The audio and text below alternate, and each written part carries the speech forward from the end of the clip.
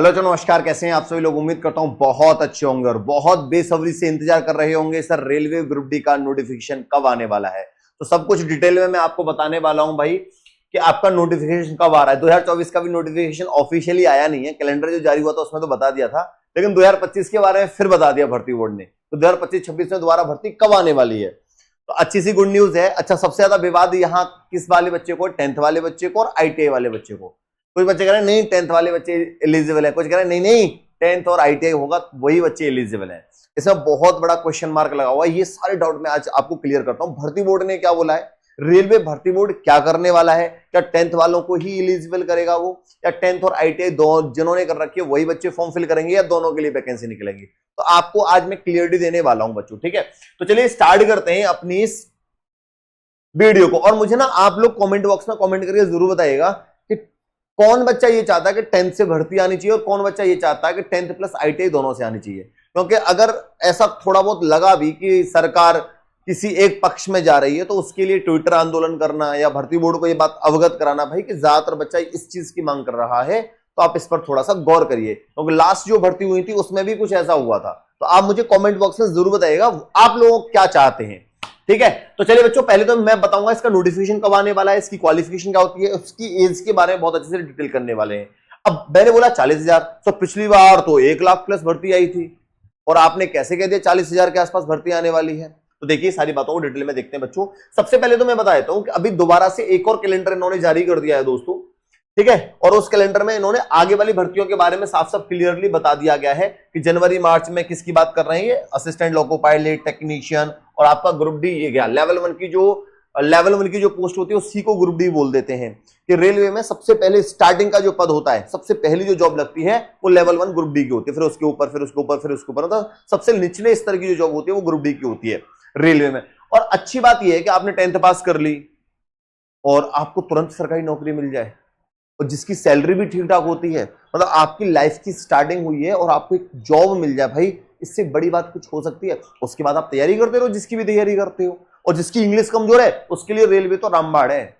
वैसा इंग्लिश में दिक्कत समस्या है, मैथ तो बढ़िया है, गांव के बच्चों का मैथ अच्छा होता है ना, मैथ रीजनिंग तो कर लेगा, तो थोड़ी सी जीके जीएस भी पढ़ लो, सिलेक्शन ले लो, बहुत बड़ी बात नहीं है। तो चलिए आगे बात करते हैं। अच्छा, ये वाला कैलेंडर आप सभी बच्चों को पता होगा, जनवरी मार्च में बोला था इन्होंने ALP के लिए, तो ये सारी चीजें तो कई बार आपने देख ली होगी, इस पर चर्चा नहीं करते, सीधे आ जाते हैं अक्टूबर और नवंबर। तो अब आपका क्या चल रहा है भाई, अक्टूबर चल रहा है और अभी इन्होंने एग्जाम डेट भी रिलीज कर दी है।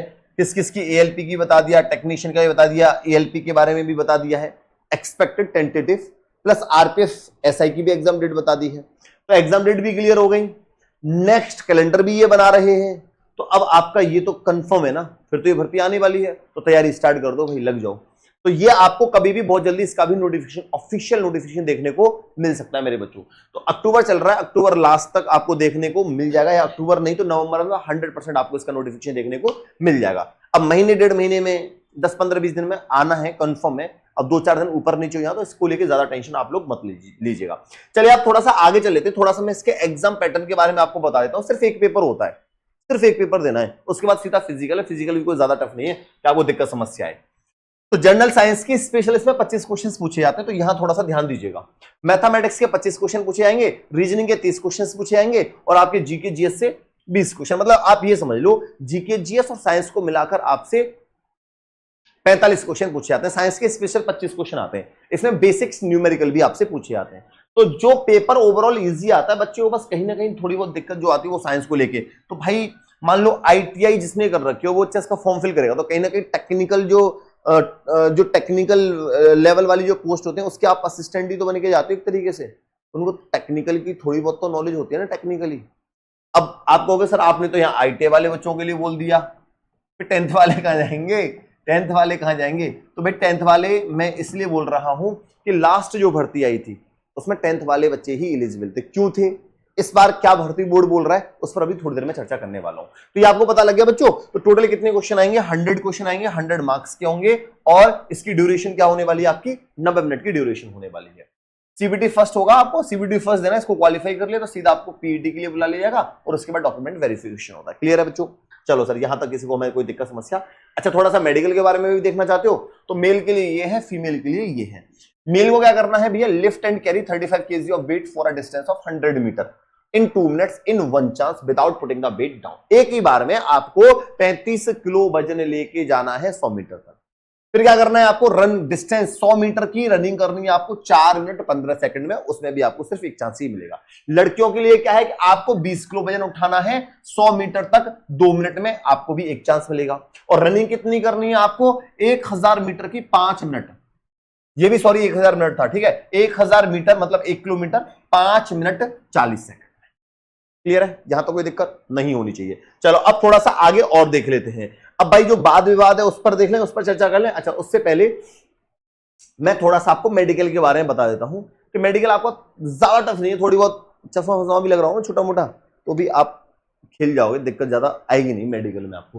तो ये मेडिकल स्टैंडर्ड्स होते हैं A2 A3 B1 B2 C1 C2 इस तरीके से। तो यहां आपको अच्छे से इसको देख लेना। अगर आप चाहते हो कि सर इसमें मैं थोड़ा बहुत कंफ्यूजन है, डिटेल में इसके बारे में थोड़ा सा बता दो, तो डिटेल में भी इसकी वीडियो बता दूंगा, आप इसको देख लेना बेटा। आपको पता होगा नियर विजन क्या होता है, डिस्टेंस विजन क्या होता है। तो distance vision 6/9 without glass, near vision कितना होता है 0.6 विदाउट ग्लास। ऐसे डिस्टेंस विजन दे रखा है A3 के लिए, B1 के लिए, B2 के लिए, C1 C2, ये सारे आपको यहां स्टैंडर्ड्स आपको दे रखे हैं। आप इसको एक बार देख लीजिएगा। डिटेल वीडियो के लिए मांग करोगे तो वो भी मुझे आप बता देना, मैं आपको बना के दे दूंगा। अब यहां बात करते हैं डेजिग्नेशन के बारे में। तो डेजिग्नेशन के बारे में बात करेंगे मेरे भाई, तो यहां ना असिस्टेंट वर्कशॉप की पोस्ट निकलती है मैकेनिकल डिपार्टमेंट से, असिस्टेंट ब्रिज की निकलती है इंजीनियरिंग डिपार्टमेंट से, असिस्टेंट C&W की निकलती है मैकेनिकल डिपार्टमेंट से, असिस्टेंट रिपोर्ट की स्टोर्स की निकलती है स्टोर्स से, असिस्टेंट लोको सीड डीजल की निकलती है मैकेनिकल डिपार्टमेंट के। तो जो भी टेक्निकली जो लोग होते हैं तो उनकी आपको असिस्टेंट बन के काम करना होता है यहां पर, ठीक है। अब इसमें क्या होता है, अब कुछ लोग कहते हैं कि भाई ये टेक्निकल पोस्ट है तो ITI वाले बच्चों की तो जरूरत पड़ेगी, तो जिसने 10th प्लस ITI कर रखा है वही बच्चा इसका फॉर्म फिल करेगा फिर। लेकिन लास्ट टाइम जब भर्ती आई थी तब क्या हुआ था, बहुत ज्यादा बवाल हुआ था इस चीज को लेके कि 10th वालों को ही मौका मिलना चाहिए, 10th वालों को भी मौका मिलना चाहिए। तो फिर उन्होंने ये नोटिस जारी करा था, इस नोटिस को आप अच्छे से देख लीजिएगा। और इस नोटिस में साफ साफ क्या बोला गया है, अब ये देख लो भाई। आपको एज तो पता है 18 से 33 साल है, और इस बार कोविड की वजह से 3 साल का एज रिलैक्सेशन भी मिल रहा है। तो जनरल वालों की उम्र कितनी है, 18 से 36 साल, और OBC वाले SC ST वालों को जो एज रिलैक्सेशन मिल रहा है 36 में, वो और ऐड कर लेना, एज भी अच्छी खासी है। तो यहां इन्होंने बोला था 10th पास और ITI from institutions recognised by NCVT या SCVT। मतलब या तो आपके पास 10th की डिग्री है तो भी आप इसका फॉर्म फिल कर सकते हो, या आपके पास ITI की डिग्री है तो भी आप इसका फॉर्म फिल कर सकते हो। लेकिन जब इन्होंने ये बात बोली उसके बाद उन्होंने एक नोटिस जारी करा था भर्ती बोर्ड ने, इसने बोला था कि अब जब भी हम नेक्स्ट कोई भर्ती निकालेंगे तो उसमें 10th प्लस ITI का होना आवश्यक है। कर लेना आप लोग ITI, अगली बार आप ये मत बोलना कि सर हमने तो 10th ही कर रखा है, ITI नहीं कर रखी है, तो हम इसके लिए एलिजिबल हैं या नहीं है। हम 10th प्लस ITI वालों को ही एलिजिबल करेंगे, ये उन्होंने नोटिस जारी करके बात बोली थी। ऐसे तो ये पहले भी बोल चुके थे, फिर भी उन्होंने 10th वालों को एलिजिबल करा था, क्योंकि बवाल बहुत ज्यादा हो गया था, बच्चे भारी संख्या में आए और उन्होंने बोला, तो सरकार के ऊपर दबाव बना, भर्ती बोर्ड के ऊपर दबाव बना, और 10th वालों को क्या कर दे कि ठीक है आप सब लोग इसके लिए क्या हो, एलिजिबल हो। सर इस बार क्या होगा, तो देखो इस बार क्या होगा, मेरी बात को ध्यान से सुनिएगा कि कुछ पद ऐसे होते हैं जो 10th के लिए निकाले जाते हैं, और कुछ पद ऐसे होते हैं जो 10th प्लस ITI के निकाले जाते हैं, मतलब ITI वाले बच्चों के लिए निकाले जाते हैं। तो 10th वालों के लिए जो पद निकाले जाएंगे वो 20% के आसपास होंगे, 20 से 25%, और 80% के आसपास जो पद होंगे वो ITI वालों के लिए होंगे। अब भाई आपको ये भी पता है कि रेलवे ने, RRB ने कैलेंडर जारी करा है, और उन्होंने ये भी बोला है कि हम हर साल भर्ती करेंगे। तो जब वो हर साल भर्ती करेंगे तो अपने एक डिसिप्लिन मैनर में करेंगे, टर्म्स एंड कंडीशंस के आधार पर करेंगे, रूल्स एंड रेगुलेशन बनाएंगे। तो ये चांसेस बनता है कि भाई इस बार ना एलिजिबिलिटी जो है ज्यादातर पोस्ट के लिए ITI मांगी जाएगी, कुछ पोस्ट ऐसी रखेगी भर्ती बोर्ड जिसमें 10th वाले बच्चे भी उसके लिए एलिजिबल हो। लेकिन अगर वो पुराना जैसा माहौल दोबारा से बन गया, लोग बच्चे बार बार बोलने लगे, करोड़ों बच्चे, मतलब किसी देश की जनसंख्या भी नहीं होती, बहुत सारे ऐसे देश हैं जिसकी इतनी जनसंख्या नहीं है जितने रेलवे ग्रुप डी में फॉर्म आए थे पिछली बार, करोड़ों फॉर्म आए थे, पद भी अच्छी खासा थे, 1 लाख प्लस पद आए थे, 1,03,000 के आसपास। तो इसमें फिर बवाल के चांसेस भी ज्यादा होते हैं। तो अभी सरकार जो है रोजगार को लेकर थोड़ी सी बैकफुट पर भी है, क्योंकि अभी देखा है आपने कि जो लोकसभा के चुनाव हुए थे उसमें उत्तर प्रदेश में बड़ा बुरा हाल हुआ है। तो लोग, इनको भी पता लग चुका है कि कहीं ना कहीं युवा जिसको हम रोजगार नहीं दे पा रहे हैं वो हमसे नाराज है, क्योंकि फैक्टर्स निकाले गए थे कि उत्तर प्रदेश में इतना कम हमने प्रदर्शन करा, इतनी कम सीट निकली, इसका कारण क्या है। तो युवा ही निकल के आया। तो उनको ये बात भी पता है। तो वो ऐसा भी कर सकते हो कि एक बच्चा है, एक बच्चे के साथ 4 से 5 लोग कनेक्टेड होते हैं उसकी फैमिली में, तो फिर सरकार ये भी कर सकती है कि सभी 10th वालों को वो कर दे, उसके फॉर्म के लिए एलिजिबल कर दे कि भाई तुम सब वो लोग इसका फॉर्म फिल कर सकते हो। तो एक चांस ये भी बन सकता है। अब ये सारी चीजों की क्लियरिटी कब मिलेगी? ये सारी चीजों की क्लियरिटी तब मिलेगी जब भाई आपका नोटिफिकेशन आ जाएगा। लेकिन आप भी एक बार अपनी बात बताना कमेंट बॉक्स में कि व्हाट यू पीपल वांट, तुम लोग क्या चाहते हो। तो जो तुम लोग जैसे चाहोगे ना, फिर भर्ती बोर्ड और सरकार को, जब ज्यादा संख्या में लोग जिस चीज की मांग करते हैं तो उस मांग को सरकार सुनती भी और उसको फुलफिल भी करती है। ठीक है भाई, तो ये मैंने आपको बता दिया। अगर थोड़ी सी सैलरी के बारे में बात कर लें तो आपकी सैलरी लमसम जो बनती है बेटा 30,000 से लेके 35,000 के बीच में आपकी सैलरी बनती है। तो ठीक ठाक सैलरी है। 18, 19, 20, 25 साल के 10th पास कर रही हो, तुम्हें एक सरकारी नौकरी मिल जाए, उसके बाद तैयारी करते रहो, तो अच्छा मौका है आपके पास। अच्छा, अब भाई ये तो सब कुछ आपको पता लगे। अब आपको मेन चीज आती है सर तैयारी। तो तैयारी आप करना चाहते हो तो कमेंट बॉक्स में ये बताओ, क्या आपके लिए YouTube पर एक फ्री ऑफ कॉस्ट बैच लाया जाए जिसमें बेसिक टू एडवांस पूरी चीजें रिसर्च करने के बाद आपको प्रोवाइड की जाए। ऐसे नहीं कि एनटीपीसी के लिए पढ़ लो, आरपीएफ के लिए पढ़ लो, एएलपी के लिए पढ़ लो, वही ग्रुप डी के लिए पढ़ लो ना। ग्रुप डी का जो पैटर्न है ना वो अलग है पूछने का क्वेश्चंस का। उसी पैटर्न की आपको रिसर्च करनी है और उसी रिसर्च के आधार पर हमें अपने सिलेबस को कंप्लीट करना है basic to advance chapter wise. तो उसकी रिसर्च हमारी पूरी टीम कर रही है, बहुत अच्छे से कर रही है।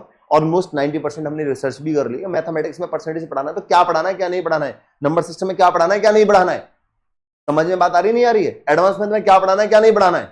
तो अगर आप तैयारी करो तो मुझे जरूर बताइएगा कमेंट बॉक्स में कि सर हम रिसर्च करने के बाद एक अच्छी तैयारी करना चाहते हैं जिससे हमारा सिलेक्शन हो जाए। और 10th और आईटीआई में जो वाद विवाद अभी चल रहा है भाई, वो नोटिफिकेशन आने के बाद क्लियर होगा। लेकिन आप लोग क्या चाहते हो, 10th वाले बच्चे भी बताना, आईटीआई वाले बच्चे भी बताना कि संख्या किसकी ज्यादा है। Thank you very much. Radhe Radhe, her her Mahadev.